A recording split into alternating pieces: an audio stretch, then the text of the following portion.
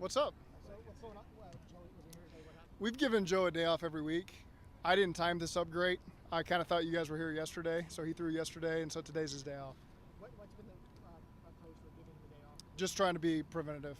For me, he's been feeling really good, and so when players usually communicate they're doing great, you push them a little too hard. So just as the coach, we got to pull back from some of those guys that are in situations like that. So we've given him a day off every week. This is a day off this week. Nothing he's asked for. No.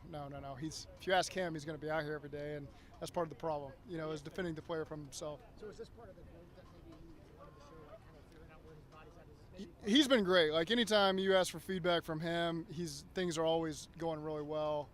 And so I've just learned, having dealing with these players for a long time now, that you got to defend them from themselves sometimes. So if things are going good, that's good. Let's be smart, and limit your time. So, last week we've really never gone more than 2 days in a row. We had 3 days this week we're practicing, so we just gave him the middle day off.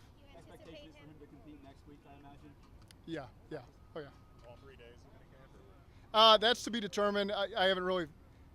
There's some flexibility maybe with one of the minicamp days in terms of what we're actually going to do. So I don't want to put my foot in my mouth there on how that's all going to work out. When y'all built the plan out, when did you guys decide, okay, we're going to go ahead and mandate it this day? Pretty fluid. Like during phase 2 when we're out here throwing, you get more throws during the OTA days because we're doing 7-on-7, so there's a lot of reps there. So really, we made that adjustment as we got into week 1 and counted the number of throws we're doing. Again, we're not monitoring his reps in practice. We're trying to be proactive with the day in totality, and so that's just a decision we made early. When did you make the call that would be today? Well, Start of the off-season program? Yeah, it's been the second day off every week mainly. And so, again, we haven't really had consistent days this week, so I was just assuming you guys would be here yesterday and we'd get all the tape you guys want, and then lo and behold, you aren't here yesterday, and that's my fault, nobody else's, and so we gave him today off. Is there an appointment, whether it be with a surgeon or with the trainers, that is upcoming, whether it be before training camp, that is like the final check mark? Yeah, I won't get into all that, but everything's been positive with those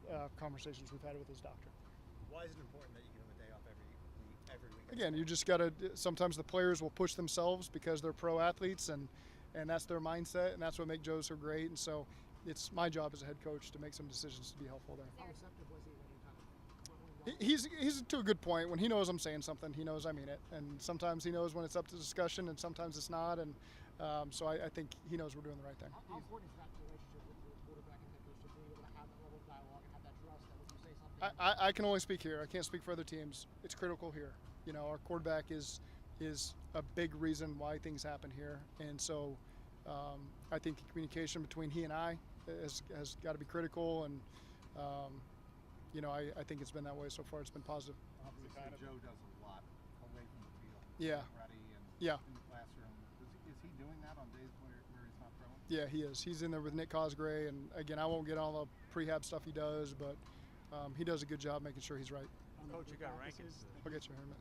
The other practices that he's not been out. Well, has he been out here for those, even though he hasn't? It's hit or miss. Sometimes just depending on the day. Yeah. Just depending on rehab. Yeah. What do you got, Jeff? I was going to say you got Rankins back.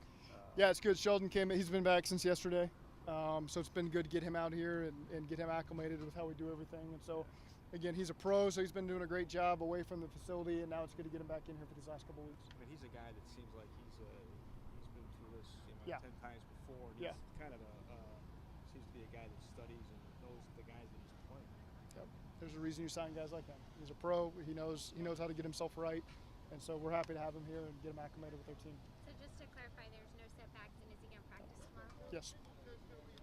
Your thoughts, Zach, on Justin Jefferson getting extended? He's one of the superstars in this league, big offensive player, and you've got one coming up. It's a good time to be a receiver. You communicate with Jamar if he would be here for mandatory? Is that something that's come up like you? I've talked with Jamar. I won't get into our conversations, but we've had great dialogue. Zach, what have you noticed about Mike Gesicki, just watching him? I know it's just off-season workouts, but already how he goes about his business. Really impressed. I think when you see him in person, running routes and doing all the things, you don't know a person, you don't know their football IQ, you don't know all that stuff till you get them. Mike has been really impressive, for the several weeks he's been here.